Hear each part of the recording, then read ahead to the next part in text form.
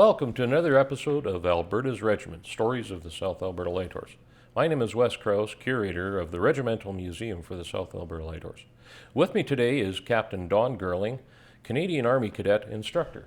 Welcome, Don. Thank you. Good afternoon. I've been the Army Cadet Instructor for 18 years and passed CO twice, and it's my distinct pleasure to introduce the Regimental Sergeant Major, Brian Talty.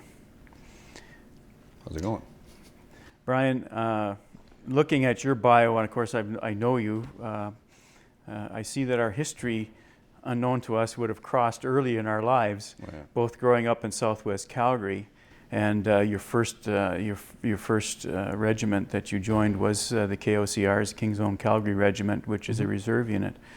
Would we just start and give us an idea of what prompted you to, in your early life, go to the military? And Sure. So, I grew up in South Calgary.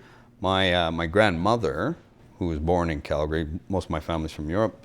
My mom's mom, my grandmother, her brother was a fighter pilot during the Second World War. So growing up, I used to hear about him all the time. Now, he died on the 2nd of June, 1944, so he died doing a recce job for the assault on the beach, right? And so that always would come up, obviously having pictures of him around the house. He was the baby brother, he was the favorite kind of thing.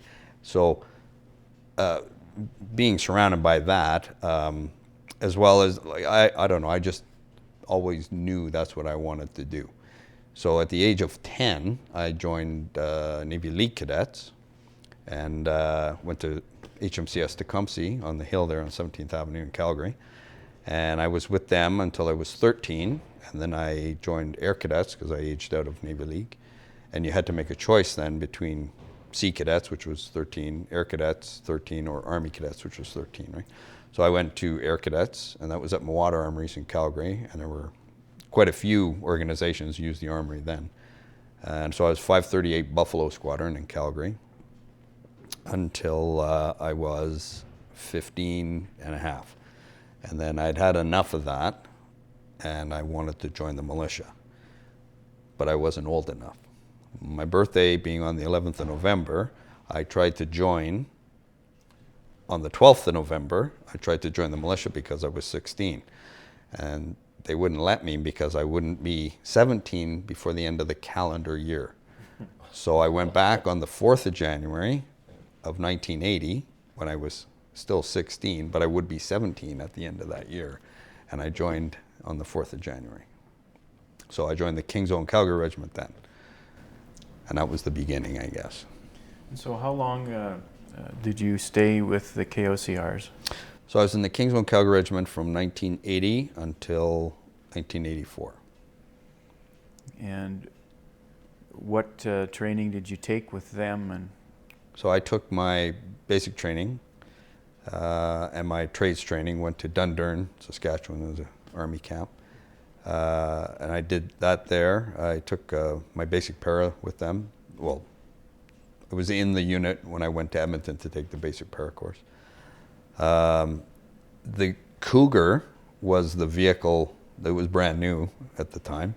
So that was being sort of touted as the technology, I guess. So we were trained on that. I took a D&M course, driving and maintenance course for the Cougar, and the gunnery course I took at the Armoured School in Gagetown, New Brunswick. I took that, and then my junior leaders course I took in Calgary at the Armory, and was promoted to Mass Corporal, and that was that. So after your time with the King's Own, did you move into any other units after that? I would assume, of course. Oh, after the King's Own? Yes. Yeah. So I component transferred from the militia to the regular army, and joined the regular army to get out of Calgary, and was immediately posted to the Strathconas in Calgary. And I stayed there until 1990. Now, with your time in with the Lord Strathconas, did you travel to different locations across Canada or in the world? Yes. So I got to the Strathconas, obviously Wainwright, Suffield, Gagetown in New Brunswick several times, right? Went over to Germany with flyover to do jobs to augment the Royal Canadian Dragoons at the time they were there. And then I went as umpire staff. I was driving umpires around to... Okay, what is that? So during the fall exercise in Germany, it was a big NATO exercise. So you have the umpires go around saying, you know, you guys are dead, you guys are alive, or whatever. The outcome of certain battles would be decided by these umpires. And so I was an umpire, just helping make sure that everything went well. And then I was deployed to Cyprus in 1988 till 1989. Okay, and how long were you in Cyprus then? For 8 months. 8 months. And what tasks were you? So I was a sergeant, Okay. Like a troop sergeant, I guess, and also the officer's mess manager was my other job. Okay. So when you came back from Bosnia, did you stay in the Strathconas at that point? From Cyprus? Yes. Yeah, so we came back in 1989, and I went back to the Strathconas, went back to Calgary. I got married in 1990, and I was posted the summer of 1990 to La 12e Régiment Blindé du Canada. So the 12 RBC is the French-Canadian Armoured Regiment in Valcartier, Quebec. So I was posted to Valcartier. That's where the language school was at the time. And I took a year-long French course there, and then I moved to the unit. And then I was in that unit for until 1993.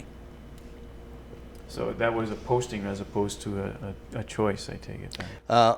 It was a choice. So I was told I had to go to the armoured school. I was not interested in going to New Brunswick.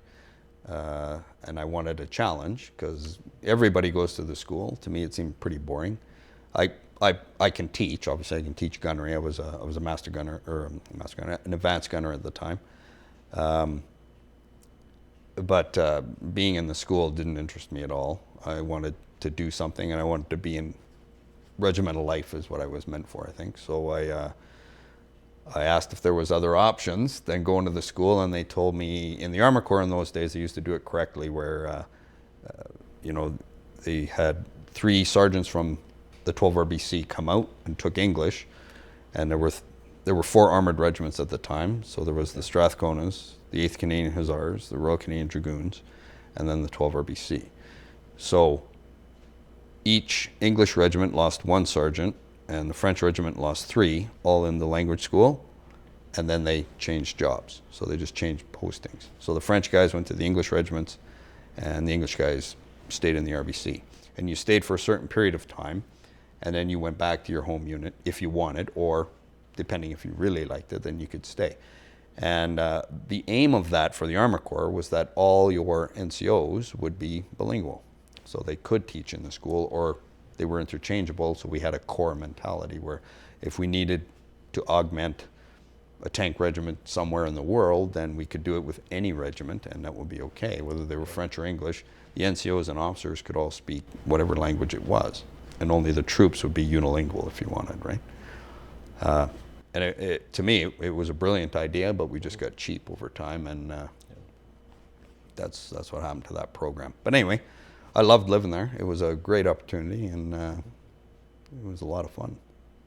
So while you were with the French regiment, that's when you were, I understand, deployed to Bosnia with the UN mission. Correct. So we did the normal exercises in Gagetown and Wainwright, looked at different level exercises, and we then, it was in the summer, I was actually in Calgary teaching the militia in the summer, and then we were in Suffield when I heard that Bosnia was starting to brew up, and people were starting to talk about it in the Army circles, right? And I was like, I was wondering if we were going to partake in that, and I had gone back home for leave, and that's when I got the warning order that we were going as the first Recce Squadron to go over. So that was after General Mackenzie had left Yugoslavia Well, he'd left Sarajevo, and that was earlier in 1992, and then everything exploded. Again, once the UN had pulled out, obviously it exploded again, and we were going to go back. So we had 1 month to get ready to go, and we trained in Gagetown. We used all our own kit, so our own vehicles that I trained in was actually the vehicle I went to the conflict in, which was nice. Okay. So you could pack everything the way you wanted it, and yeah, that was pretty intense. As far as soldiering goes, that was pretty good. And we were going in the Cougar. I wasn't very keen on that because that was actually purchased as a tank trainer, not a fighting vehicle. And only in Canada will we go to war in a training vehicle. So we went in the white UN vehicles, painted our stuff up. We went. We left in November. Our mission there was we were going to go to Banja Luka, which is in the very north part of Bosnia. So we landed. We already had a contingent, Combat 1, in Croatia at the time, in Derevar. So when we landed in Zagreb, we went to Derevar to sort of get ourselves oriented to the ground and get our vehicles. So the vehicles arrived in Derevar. We unloaded everything. We were living in a place called Lipik, which is just outside Derevar, a small town. And we were living on an airfield, like an abandoned runway, basically. So the vehicles parked, and we just lived in a modular tent. In the winter in Yugoslavia, where they had just finished, well, there was still ethnic cleansing and a lot of stuff going on. There was no economy to speak of, right? So I don't think Canada was really good at it then. We were just good at being deployed and good at figuring things out. It's just being Canadian, right? So, we made the best of it. Trying to get into Banja Luka, that was a bit of a different story, because once the plan was okay, once we left Canada, as soon as we arrived in Croatia, Banja Luka exploded and the whole place was on fire, and the plan changed then. There was no place for us to go because the building we were going to occupy didn't exist. So then Sarajevo heated up again, and the battle group commander at the time, who was an RCR, we were part of a Royal Canadian Regiment battle group. What am I trying to say here? He had to go and recce a new place for us to go based on whatever New York wanted us to do. Well, I don't know if you remember, that's before the Somalia incident and all that. So the disconnect between New York and the rest of any UN mission was a time zone, because they only manned the phones between 8 and 4 in New York, and if you didn't catch them when they were in the office, you didn't get an answer. So a lot of people were making a lot of decisions on the ground. Our battle group commander was one of those guys, and like a good Canadian, if you're not going to answer me, well, okay, and I'll just make my own decision, which he did do, and it was Sarajevo. So Sarajevo was what needed to be watched. We picked a smaller town outside that called Visoko. We couldn't get in by road, so what we ended up doing was loading everything on the train again, go back to the coast in Croatia, Rijeka is the name of the place, loaded a ferry and took the ferry all the way down the Adriatic to Split, and we unloaded in Split. And then we drove in through Mostar, and so we basically fought our way through Mostar to get to Visoko, which is in the middle of Bosnia and Herzegovina and outside Sarajevo by about 20 kilometers. And there was a brand new sort of cement unfinished factory. It was 3 stories high, and we occupied that building, fortified it, and then lived in it. So we set that up. So I think it would be interesting to know what your sense of engagement was at that particular time. Being with a UN mission, and were you being fired at? Were you? Yep. And were you authorized to fire back? What was your rules of engagement? I think those are interesting things to know. So the ROEs, the rules of engagement for us at the time, was very much that Cyprus peacekeeping type of mentality. And no one really understood that if you send guys with the blue hats into a war where there is no peace, well, then there's no peace to keep. So we were issued the wrong rules of engagement. So the one that we did stick to was that if I'm threatened, then I can defend myself, which was a common denominator. And as Canadians, I think it was a well-chosen decision that, okay, that's the one I can follow because the rest don't make sense in this situation. We'll pick that one. And what we did was put ourselves between the people. And then if I was getting shot at, I could fire back to make sure that they stayed apart, if you know what I mean. So getting shot at, yes. Firing back, yes. Kind of providing a buffer, essentially. Yeah. So, I mean, us trying to get through Mostar, we were getting shot at, we were firing back because clearly you didn't want me to do what I was ordered to do, which was to get to Visoko. Yeah. Yeah. Yeah. So after your time in Bosnia, and you were there for how long was it again? That was another 8-month mission. 8 months? But 8 months for me only because of my rank and position, so I was Right. advanced and rear party, right? Yeah. Now you came back to Canada after that, and what transpired then in your career? So that was 1993. I came back, and then that was May.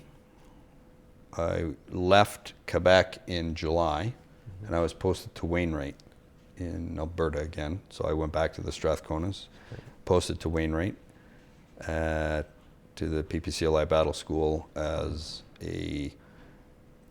They were starting a new concept, the Militia Training and Support Center.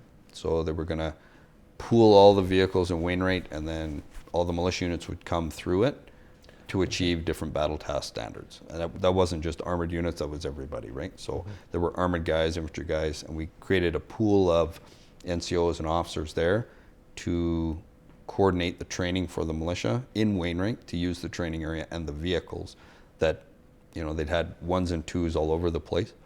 Put all the vehicles in one spot, and then they would be able to train at the company squadron level, right? Right. Was it at that time, or near that time, where you became aware of the South Alberta Light Horse? I was aware of the Sallies like when I was in the KOCR. Oh, okay. Yeah. Okay. When did you join the South Alberta Light Horse? So I joined the South Alberta Light Horse after I retired from the regular army in 2006. Oh, in 2006. Yeah. But there's a bit of a time there now. You're still with the Lord Strathconas up till 2006? Correct. Yeah. Okay. And did you do any other service overseas Oh yeah. during that time? So I went back to Bosnia in 1997. Again? Yep. That was for an election. So we had continued presence there. Okay. Basically, the war years was from 92 to about 95. And then the hostilities sort of mellowed out at that point. Everyone was tired of it then, and they started to rebuild. So by the time I got there in 97, the outcome of the war was still very obvious, but you know, there was a lot less threat, if you want. So it was more about rebuilding and trying to get an election going amongst the corrupt mafioso type organizations that were trying to muscle in and run the country, right? So it was a bit. And Sorry. Apologize. Was that under the UN banner, or is that under the NATO banner on your second tour? So second tour was NATO.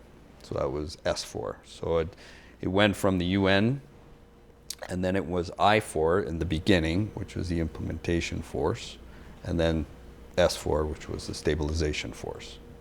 So it was I4 and then S4. I4 was a NATO mission, but that was there to establish the cantonment sites and stuff for all the different factions of the conflict in the former Yugoslavia in general, so including Croatia and Bosnia and Herzegovina. And then the stabilization forces, once I4 had established the containment and the cantonment sites, then S4 was going to maintain that until they had elected their own governments and got everything, an economy back, basically. So we went there as part of the sort of beefing up of things for elections. So it was to protect ballot boxes and make sure that it was run properly. And we didn't actually coordinate the election like the Army didn't. There were the Organization for OSCE, Organization for Security and Cooperation in Europe, right? So they were the ones looking after the election proper. And we just made sure that the ballot boxes were escorted properly, and there was no hanky-panky as far as counting and that type of stuff. Yeah. And how long were you in the Bosnia for the second time then? That one was 9 months, actually. It was longer because there was a longer handover period on either end. Yeah. And again, I was the transport warrant Okay. at the time, so I had to make sure everyone got on the plane from Canada too, and then I was the last guy to leave. So make sure it was all folded up. And then you came back to Canada with the Lord Strats. Correct. And what was your capacity then? And did you do another tour out of country? Right. So I was a regimental transport warrant for that tour. The first tour, I was a troop warrant in a recce troop, so I had Great. 7 Cougar troop as part of a recce squadron, and I was a regimental transport warrant for the second tour. And then in 2004, I went to Afghanistan as a recce sergeant major. So the recce squadron sergeant major, I guess. And still with the Lord Strathcona. With the Strathconas, yeah. And how long were you in Afghanistan? Yes, 7, almost 8 months. Yeah. So again, because I was the sergeant major, I was there on the front end, right? So I was the recce party. And Oh, okay. And then, of course, in Afghanistan, again, with a very different role, different Yeah. rules of engagement, much contrasted to the other two, your other Correct. two tours. Yeah. How did you, how would you describe it? Much better rules of engagement, much more clear. It was, it was Afghanistan. Everyone was very well versed in that, so it's not a shocker. We knew what we were doing at that point. It wasn't like the first tour in Bosnia in '92, where no one really knew what that was all about. Whereas in 2004, everyone was 100% clear on what Afghanistan was all about. So yeah, there was a lot more clarity, I guess.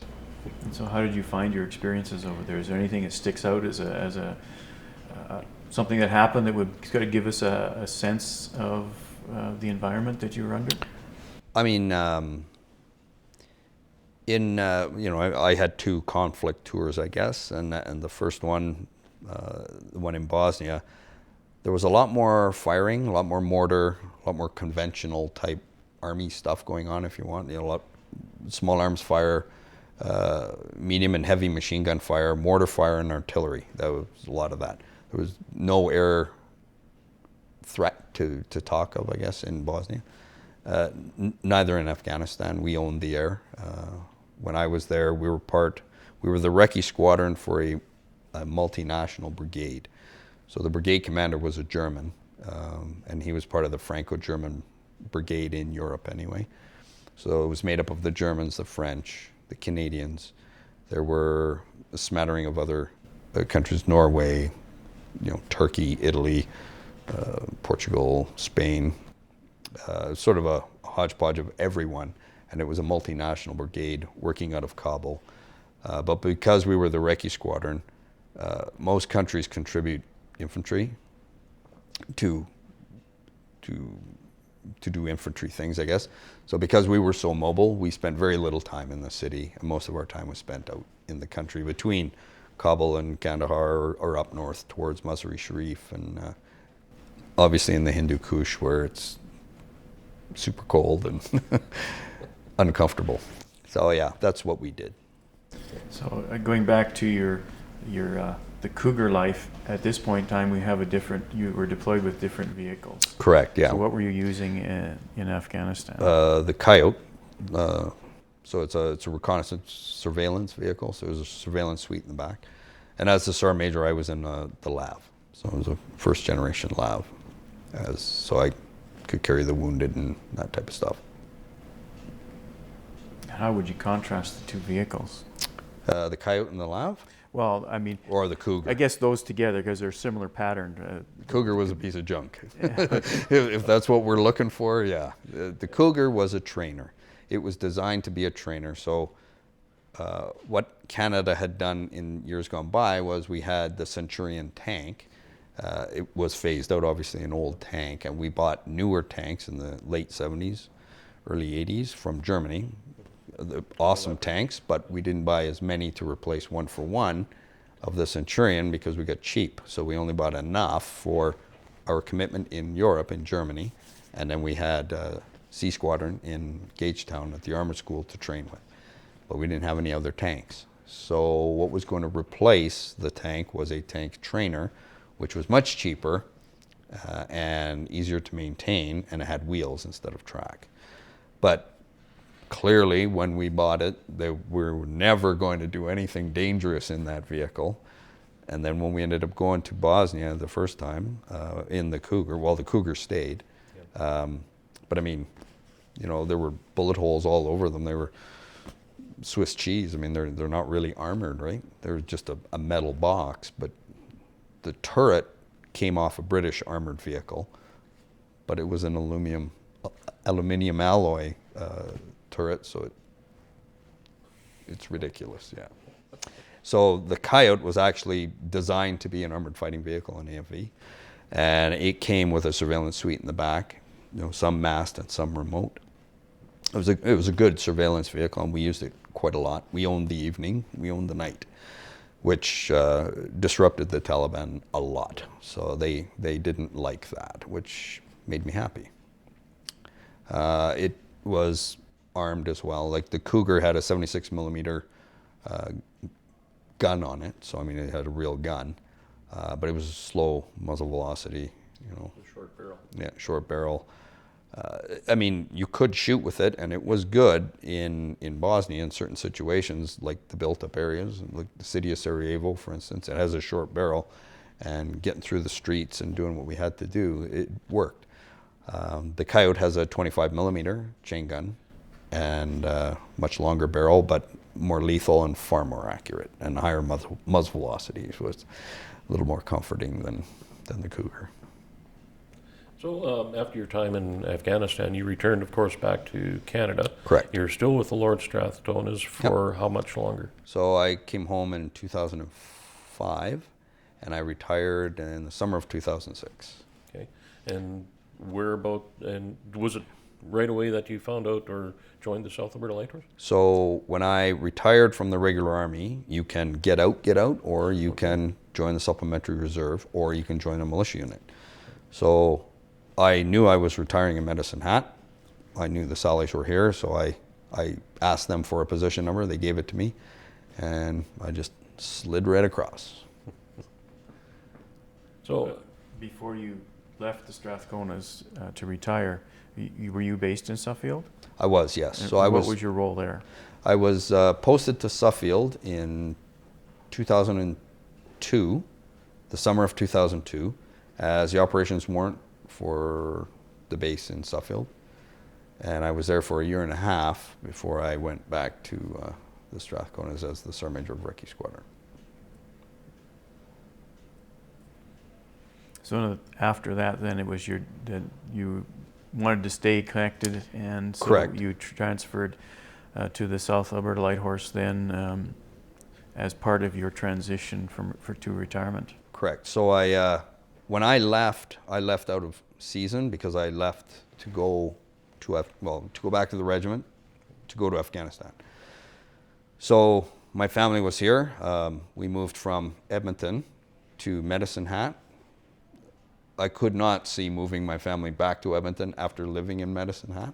It's far nicer here. The people are far friendlier, and my ex-wife and I both agreed, yeah, there's no way I could see moving my young family back to Edmonton, only for me to be gone anyway. So stay here, and then once I come back from Afghanistan, I would make the decision whether we were going to move up north or not. And so when I came home, the question was answered for me as far as my regular Army career. So I decided to retire at 2006 and to stay in Medicine Hat. So it was a no-brainer for me. So I retired in Edmonton, but my house was already established in Medicine Hat. So really, it was just me and a kit bag that moved down Edmonton to Medicine Hat. So then, once you got here with the regiment, what was your first responsibility when you joined the South Alberta Light Horse? So I did a job out in Suffield actually for Major Mackenzie at the time. He was working at DRDC running, he needed an ops warrant basically to run a command post for a NATO MBC type exercise. And then, so I did that for about 5 or 6 weeks. And then I applied for a job on the base and got it. And then I became just an A-class militia guy and parading as the Sergeant Major of A Squadron here in Medicine Hat. And you're still employed out at Suffield currently? Correct, yes. Okay, so you're balancing your reserve work with your job, sort of speaking. And being at Suffield, they're quite receptive to balancing and exchanging time? Yes. I was hired to stand up a range sustainability section. So it would have different disciplines, biologists and oil and gas people and GIS techs and that type of thing to manage the land. So, so I stood up a troop and kitted it out and got it going and all that. So my actual direct supervisor is another retired military guy. He understands it, and I work on an Army base. They understand my contribution, I guess, to the community and whatnot. Yeah. As well as being a federal public servant, there are mechanisms in there for me to go on leave without pay to do military training and the like, right? So it's a very good balance. It's a good employer for that. Yeah. Now, does it? I think we asked this with some of the other guys. How your job with the regiment either affects or contributes to your private job, or is there any crossover that there's parallels in what you do? No, I don't think so, really. Okay. You know, the civilian job is very much about managing land, environmental issues, you know, spills, oil and gas industry, military impact on land. You know, now the crossover is my experience with the military, knowing, you know, what a tank will do to the ground, or what, you know, blowing a crater in the dirt will do to the ground. What it does to dirt, I couldn't say with any conviction because I'm not a biologist, but I do know that, you know, they ask me a lot of questions about, you know, well, why would they go to this specific area? Well, you know, there's a reason, there's an Army reason for that, right, that they need to understand in order to apply it to whatever measuring tool they're going to use, I guess, yeah. Yeah. So your military expertise was a perfect fit for it. So those skill sets absolutely were essential to the success of the job that you're doing at Suffield. That's right, yeah. Yeah, so there really is a nexus, a connection. And your skill sets are very appropriately I hope utilized. So. Yeah. Well, I mean, it's, you know, I like to think so. You know, it's a good fit. I think, you know, it just makes sense that you would want someone who knows that type of thing, and to be able to apply it to the job that the people who don't or have never been in the military would be able to take on board, I guess. It just makes their job easier, I think. So your role as the regimental sergeant major, can you explain that in the hierarchy of the military? Sure. For every officer, I don't want to overgeneralize, but I guess for every officer in a combat arms type leadership job, there's always an NCO with him. So at the junior officer level, you'll have a lieutenant who's a troop leader, and he has a troop warrant or troop sergeant to be with him to bounce ideas off, right? Because he'll be the junior officer with a senior NCO or a warrant officer. And that will give him someone to, you know, to help mentor him and to keep him doing the right thing for the right reason. And it gives the soldiers the, I don't want to say a mom and dad impression, but, you know, there's the actual officer who has the authority to order, and then there's the older guy with the experience so that he knows the orders make sense. His interests are being looked after. In the Canadian Army, that's the mixture that we do. So you have sergeants and warrant officers all over a squadron of, you know, we'll say 160 man recce squadron. So there's sort of 3 or 4 recce troops. There's a squadron headquarters and an administration troop and a maintenance troop. All those pieces together, there's a lot of warrant officers and sergeants. The sergeant's major is the squadron sergeant major.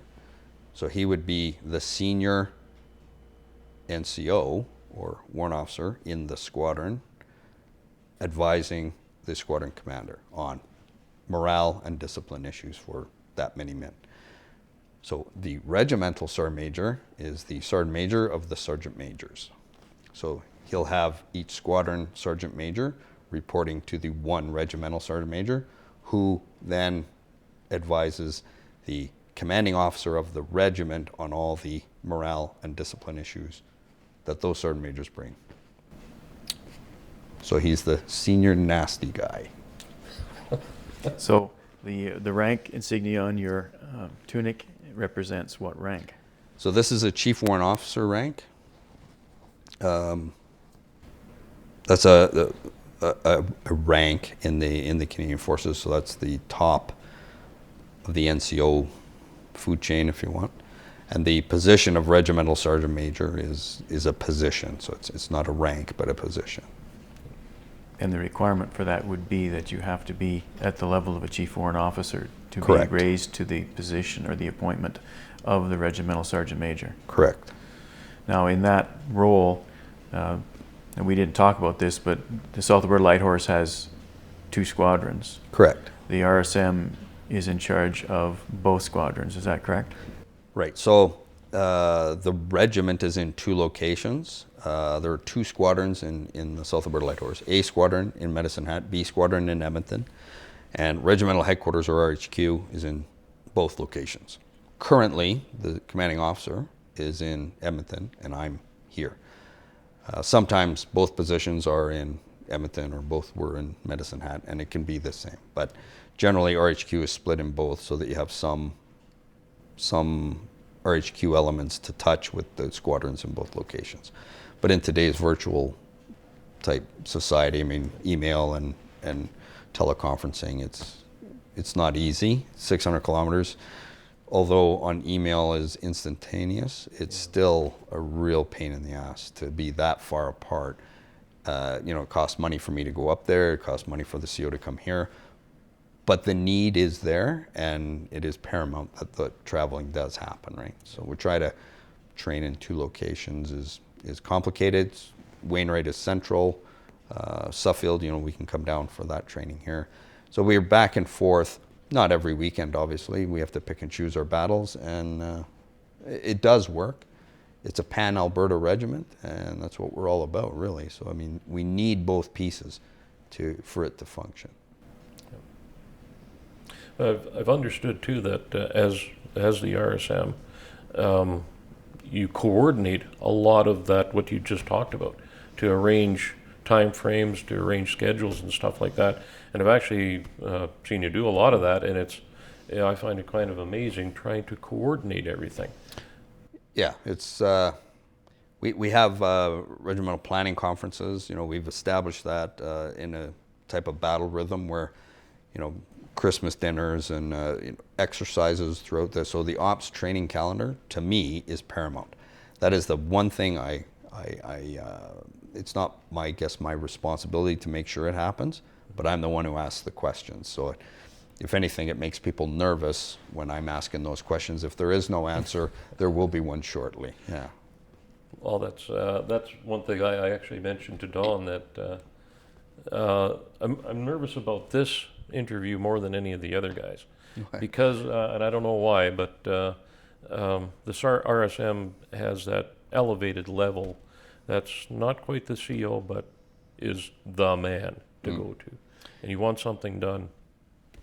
The RSM historically has been this, it's an urban legend or whatever, but because the RSM has been around the longest, usually, clearly the meanest, because he's just sick and tired of the stories. He has very little patience for the foolishness, and he's all that. And he's the discipline and morale guy. If people are unhappy, as long as it's a legit reason for your unhappiness, I don't work for anyone but the commanding officer. Yeah.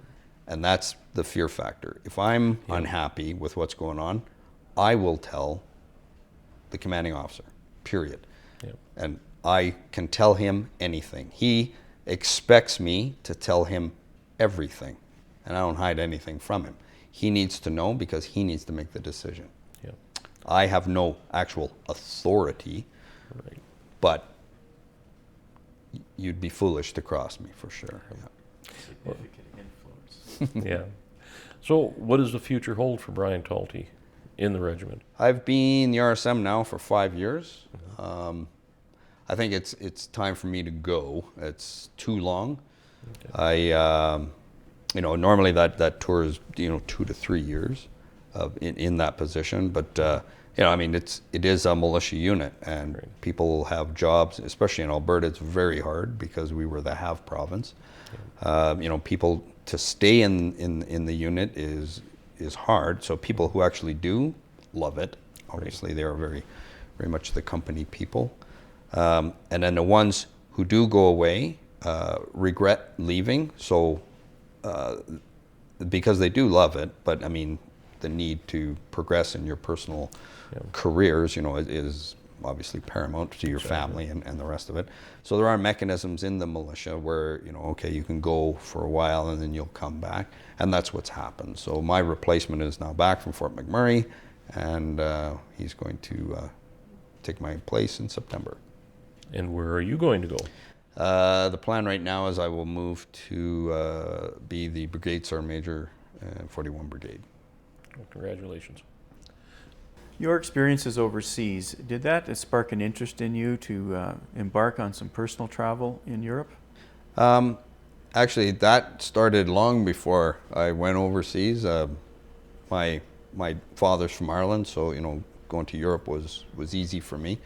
But I like military history, obviously. So I've been to places like Papua New Guinea and walked the Kokoda Trail and Nepal, India, that type of stuff. So that was very much a part of me anyway. Going away, obviously, on tour was really good. For me to have those experiences. I'm lucky I came out of it, and I'm glad I went, because as a soldier, I mean, that's what it's all about. But the historical interest and travel and that. So when I was with the Strathconas, as an example, they celebrated their centenary of service in 2000. There was a tour to South Africa, and we traveled where the regiment went during the Boer War. Well, that was super, super interesting. That was just feeding this eternal flame in my gut to move around the planet. When I joined the South Alberta Light Horse, there was a battlefield tour in 2013 that Don and I went on, and that was a great trip. Jay Watt, retired captain, he was the one organizing it, and I parachuted myself into his plan and dropped a couple of World War I places that I thought were of interest to this regiment from the 31st Battalion and Canadians in general, Vimy and that type of stuff. So we added that to the tour, which I think Don will agree was very good. It was well received. So this next year, 2016, we'll be doing another battlefield tour, and Jay's organizing it again. So we've just taken that old plan and totally revised it to make it very chronologically and sequentially following the South Alberta Regiment from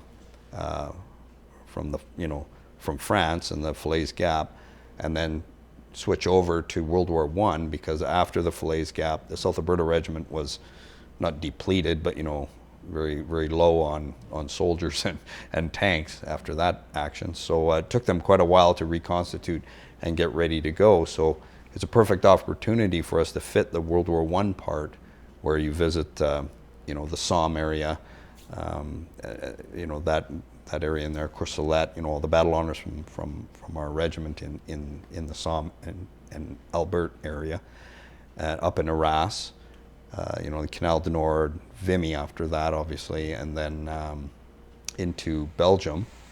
We'll go to Ypres. There's quite a few Canadian battle honors there, but you know, it's so rich in Canadian history in that area, and it's all World War I. This is a perfect opportunity in 2016, being the centenary of, you know, halfway through the First World War kind of thing.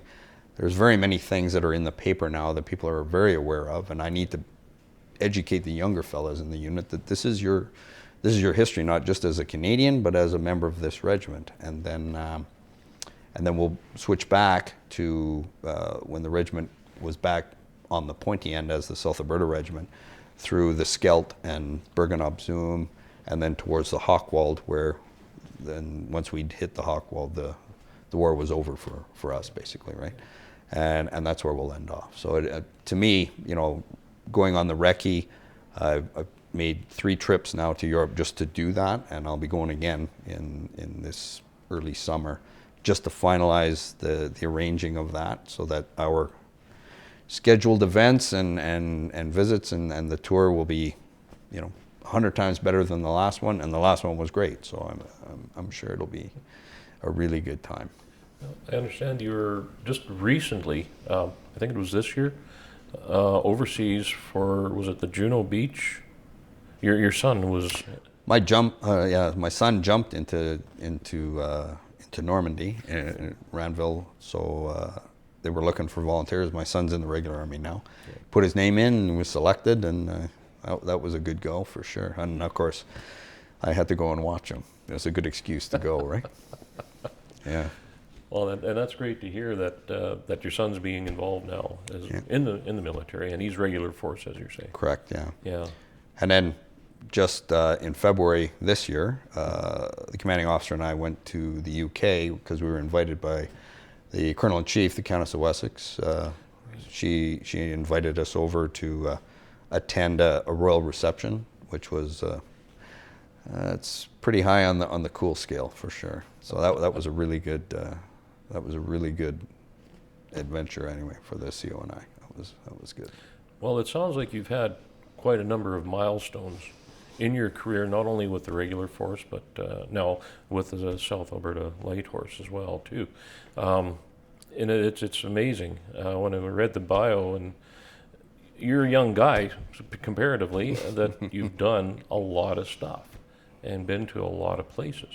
And that's absolutely amazing. So your service not only to Canada, but to Alberta is just greatly appreciated. Really, thank you very much. And I want to thank you for sharing your story with us today. Thanks very much for inviting me. It was a real pleasure to talk about Alberta and the South Alberta Light Horse. It was great. Thanks very much. You bet. Ladies and gentlemen, thank you for watching Alberta's Regiment.